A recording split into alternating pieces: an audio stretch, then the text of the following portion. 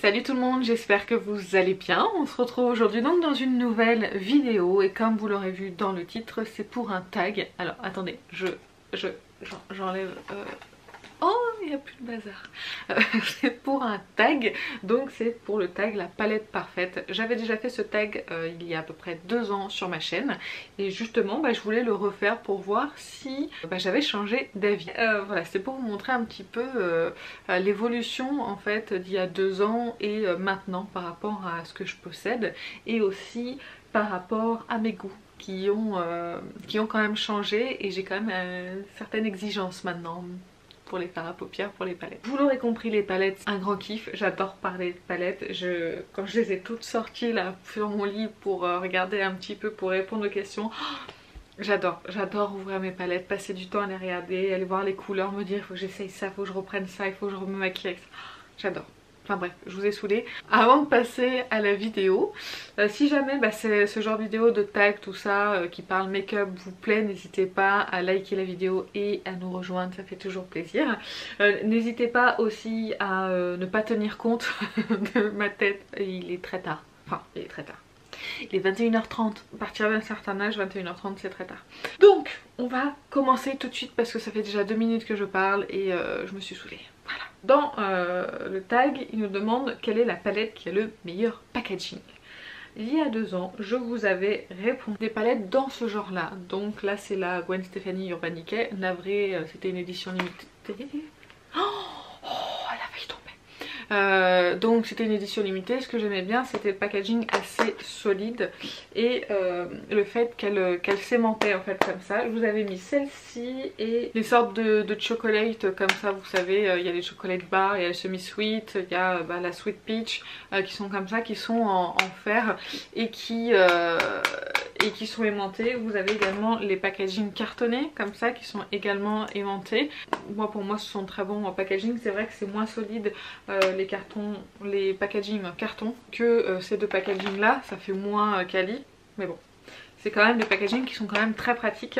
Donc avant j'avais dit les palettes comme ça. Maintenant je rajoute ce genre de palette là qui se fait aussi un petit peu plus. Mais mon avis n'a pas changé. Ensuite la palette qui a la meilleure pigmentation. Avant je vous avais dit que c'était celle-ci. Donc c'était une palette Marc Jacobs. Quand je l'avais eue j'avais été subjuguée par la pigmentation. Mais je ne connaissais pas encore Anastasia Beverly Hills et Natasha Denona. Donc forcément... Forcément c'était elle. C'est une palette qui est très jolie, que j'utilise moins maintenant, mais j'ai quand même pas mal utilisé. Elle a des très beaux fards, c'est une très belle palette qui m'a coûté une blinde, donc je vais continuer à la garder et à l'utiliser. Mais maintenant je vous dirais donc forcément Natasha Denona et Anastasia Beverly Hills. Donc que ce soit les Natasha Denona, que ce soit les petites palettes, les mini, les palettes comme ça ou les grosses palettes, elles sont absolument géniales. La qualité est absolument dingue, le prix aussi est absolument dingue, mais c'est vrai que moi personnellement je suis complètement fan, comme Anastasia Beverly Hills. Je vous montre n'importe laquelle hein, mais toutes celles que je possède, la Sultry, la Soft Glam, la Norvina, la Prism, la Subculture, pour moi ce sont des palettes qui sont absolument géniales, avec une pigmentation vraiment absolument hallucinante et tellement aussi facile à travailler et des couleurs qui sont vraiment très bien. Donc pour moi la meilleure pigmentation maintenant c'est Natasha Denona et Anastasia Beverly Hills. Vous avez aussi Pat McGrath qui est pas trop mal. J'ai une palette mais j'ai pas encore vraiment d'avis en fait sur cette marque là. J'ai qu'une palette, donc c'est une palette de 6 fards si je ne me trompe pas. J'aimerais quand même en découvrir un petit peu plus en fait sur cette marque avant que ça détrône Natasha Denona quand même. Ensuite c'était la palette la plus complète et avant je vous avais dit que c'était la Warm Light de Elsa Makeup parce qu'elle avait toutes les couleurs qu'il fallait et un highlighter et un blush. Je vous avouerai que maintenant d'avoir un highlighter et un blush dans ma palette je m'en fiche complètement. C'est vraiment au niveau des teintes et le fait que la palette soit... et des couleurs un peu plus variées parce que là c'est vrai qu'on est un peu sur du bronze, sur un peu du violet, violine, un peu des teintes complètement neutres. Il n'y a pas vraiment de touche de couleur malgré que c'est une très bonne palette hein. Je l'aime beaucoup, je l'ai vraiment beaucoup utilisée celle-ci, elle est vraiment d'excellente qualité donc je l'aime bien. Mais maintenant je dirais que, alors j'ai mis 2 choix parce qu'il y en a une qui est en série limitée qui n'existe plus. Donc mon premier choix c'est celle-ci, c'est la palette Sananas avec Sephora parce que on a absolument de tout dans cette palette. Vous avez du coloré, vous avez du neutre, vous avez, vous voyez, du vert, du orangé, du rouge, du violet, du noir. Pour moi elle est assez complète et du coup c'est vrai qu'on peut faire quand même pas mal de choses avec. Elle a un miroir, pour moi elle a tout pour elle, mais comme c'est une édition limitée j'ai mis donc du coup une deuxième palette. Et une palette que j'ai du mal à utiliser, c'est la Born to Run. Pourtant elle est magnifique hein. Le packaging aussi il est hyper quali je trouve pour cette palette. Pareil, elle a toutes les couleurs possibles, du vert, du bronze, du marron, du plus chaud, un tout petit peu plus froid. Enfin je sais pas, moi je la trouve vraiment complète. Mais je sais pas, j'arrive pas, je sais pas si c'est la disposition des fards ou je sais pas. Il y a des gens qui font des très beaux maquillages avec et j'ai un peu du mal moi à m'en servir. Faudrait que je regarde un peu les make-up qui ont été faits sur YouTube pour que je puisse m'en inspirer parce que là vraiment c'est une belle palette et pour moi qui est vraiment complète. Ensuite la palette la meilleure pour voyager. Je vous avais mis une Natural Eye de Too Faced. Si je la retrouve je vous la mettrai ici parce que je l'ai plus. Il me semblait que je l'avais encore mais je crois que je l'ai donnée à ma belle-sœur.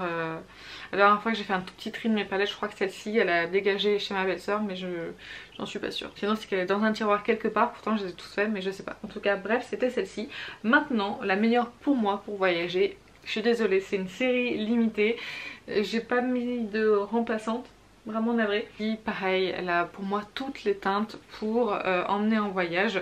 Vous avez en fait une teinte pour illuminer qui peut servir aussi d'highlighter. Vous avez donc ce marron, moi j'adore les camels comme ça, c'est absolument génial. Un petit rose, un marron un petit peu plus foncé pour marquer éventuellement le coin externe. Duochrome, je vais y arriver, qui est absolument magnifique. Et là un petit pêche pour rehausser un petit peu un maquillage, lui donner un peu plus de couleurs. Et pour moi celle-ci elle est parfaite pour voyager. Je sais que je la prendrai jamais pour voyager parce que j'aurais peur de la casser, vu que c'est une série limitée je pourrais pas la racheter, mais en tout cas pour moi c'est la plus complète pour voyager. Alors maintenant mon plus grand regret. Avant c'était celle-ci, c'est la double exposure de Smashbox que j'ai toujours. Hein.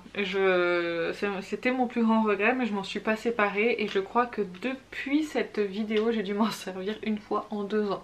Voilà.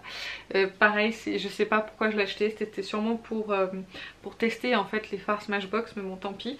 Alors c'est plus celle-ci mon plus grand regret maintenant parce que j'ai mis le prix dans une certaine palette qui me déçoit quand même un petit peu. C'est la Huda Beauty Rose Gold édition, la première édition qu'elle a sortie. Un peu déçue en fait des fards texturés. J'aurais préféré, en fait j'adore le fard Moondust et Angélique qui sont absolument magnifiques, mais vraiment ce sont d'excellents fards, ils sont très beaux, mais j'aurais aimé que les textures soient les mêmes en fait pour tous. Je pense que c'est ce qu'elle a fait dans sa deuxième version, mais je trouve que c'est un petit peu la loose de sortir une deuxième version d'une palette qu'on a déjà sortie. Donc en fait je te vends quelque chose qui coûte 65 €, mais en fait je la refais parce que finalement elle était peut-être pas si bien que ça. J'ai trouvé ça un petit peu limite, donc du coup celle-ci je suis vraiment déçue d'avoir mis le prix. Je suis pas très fan des mats, je les trouve un petit peu trop secs, ça manque un petit peu de crémeux. Je préfère les mats de Natasha Denona, Anastasia Beverly Hills, même Too Faced. Pour moi ils sont de meilleure qualité, même Urban Decay. Mais là pour moi ils sont trop secs et ils manquent pas de pigmentation mais ils sont vraiment trop secs pour moi. Et du coup c'est vrai que dans cette palette j'aime vraiment beaucoup ces deux fards là, ils sont vraiment très beaux. Mais le reste voilà, grande déception parce que pour le prix franchement je trouve pas ça terrible. Deuxième déception, je vous en ai mis une autre. Tout le monde parlait de cette collection Patrick Star et MAC, donc c'était je crois que c'est la deuxième celle-ci, enfin je sais plus exactement. Et donc du coup j'avais pris ce quad de fard avec il y avait un rouge à lèvres en fait. Je ne comprends pas la qualité, j'ai des fards MAC comme ça en solo, enfin en mono, et c'est pas du tout la même qualité que ça, donc je sais pas ce qui s'est passé, je sais pas. Donc je suis super déçue en fait de cette palette. Il faudrait que je l'ai essayé en fait 1 ou 2 fois je crois. C'était une catastrophe. Ce fard ici là, il est pas du tout comme ça. Je voudrais bien swatcher mais j'ai rien pour essuyer, puis ça prend 3 heures si je swatch toutes les teintes. Mais cette couleur là, une catastrophe. Donc franchement très déçue de cette collection, là j'en avais entendu vraiment beaucoup de bien. Ensuite les meilleurs noms de teintes. Je suis allée chercher la palette super loin. J'avais mis la chocolate bar, je vais y arriver, de Too Faced parce qu'elle avait des noms de chocolat. Alors je vous avais dit il y a 2 ans que le nom des fards sur les palettes je ne les regardais pas et c'est toujours la même chose, je ne regarde pas les noms des fards. Donc j'ai remis celle-ci pour cette question parce que je trouve que des noms de chocolat ou de crème brûlée par exemple, vous voyez, ou des choses genre, moi ça me va. Ensuite la palette la moins utilisée, je vous avais mis il y a 2 ans la Naked Smoky, puisque j'adore cette palette, je la trouve vraiment très jolie mais je ne pense pas à l'utiliser, ou c'est pas une palette que je pourrais utiliser tous les jours. Enfin remarque, si il y a des teintes que je peux utiliser tous les jours. Le fard Whiskey là tout seul comme ça, un petit peu dégradé, il est magnifique, je l'ai fait plusieurs fois, c'est très très beau. Les fards qui sont ici se portent à merveille tous les jours, enfin tous.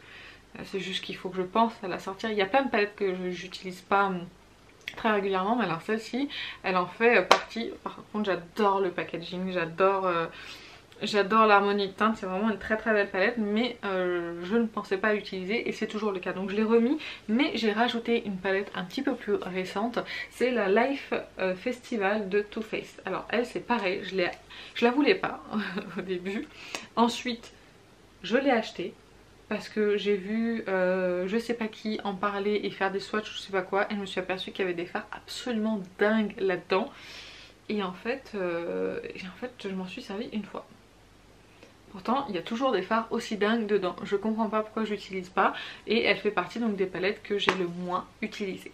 Ensuite la palette la plus utilisée, il y a 2 ans j'avais mis la Sweet Peach de Too Faced et c'est toujours la Sweet Peach de Too Faced. C'est la seule qui a un fard qui est complètement terminé et qui a 1, 2, 3, 4, 5 fards creusés à la ligne pas loin du pan en fait, surtout le Lucius qui est ici. Donc elle fait toujours partie de mes palettes, c'est la palette la plus utilisée, je vais y arriver, mais j'en ai quand même rajouté une autre un petit peu plus récente.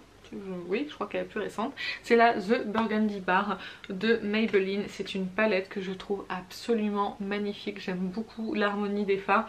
Les fards, il y a des palettes comme ça, j'en ai 3 qui sont vraiment absolument géniales. J'aime beaucoup les teintes et je trouve que le rapport qualité-prix est excellent pour une marque comme ça de grande surface. Alors, il reste 2 questions. La plus adorée de ma collection. Je crois que j'avais pas... je sais pas si c'est... j'avais pas répondu à cette question il y a 2 ans. Je dirais que c'est la Gold de Natasha Denona, dans toutes celles que je vous ai montrées, parce que je sais qu'avec elle, je pourrais me servir que d'elle au quotidien. Puisque c'est les teintes que j'aime le plus, le doré, le bronze, le marronné, il y a une petite touche de bleu un petit peu pour colorer un petit peu les maquillages. C'est des fards qui sont de très bonne qualité, qui sont bien lumineux, donc c'est vrai que j'aurais tendance à dire celle-ci. Mais du coup il y a une autre question et il nous demande celle que j'emmènerais sur une île déserte. Et avant j'avais dit il y a 2 ans la Sweet Peach de Too Faced, et maintenant je dirais la Sananas. Déjà d'une parce que c'est une série limitée et que je voudrais que personne d'autre la prenne. Non, je plaisante. Pour les mêmes raisons que parce que c'est la plus complète. Voilà, c'est la plus complète.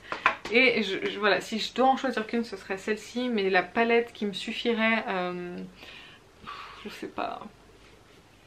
En fait je les emmènerais toutes les 2. Joker. Un droit un joker, donc j'emmènerai ces 2 là, ok?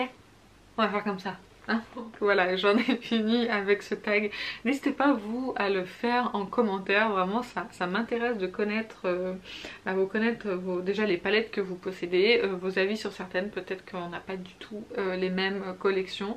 Donc n'hésitez pas à faire le tag en commentaire, ça me ferait très plaisir de vous lire.